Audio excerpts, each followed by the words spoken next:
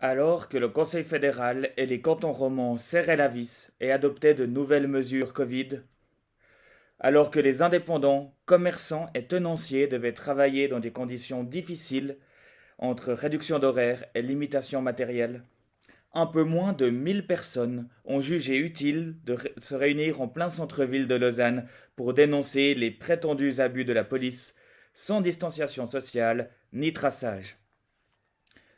Cette manifestation est déjà un non-sens sur le fond. C'est une insulte aux forces de l'ordre dans un pays où la violence policière généralisée n'existe que dans les fantasmes des militants de gauche. Mais cette manifestation, c'est aussi une insulte directe à toutes les personnes qui tentent de survivre physiquement ou économiquement à la crise actuelle. Tous les bosseurs qui voient l'existence même de leur commerce, parfois l'investissement de toute une vie, remise en cause par l'impératif de protection des personnes à risque, ces personnes-là doivent apprécier l'application à 2 vitesses des gestes barrières.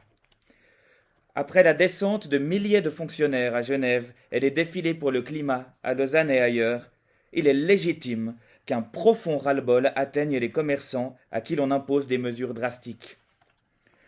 Que doit penser une infirmière qui se bat toute la semaine et lorsqu'elle pourrait enfin se détendre, ne peut même plus manger dehors en respectant les mesures d'hygiène?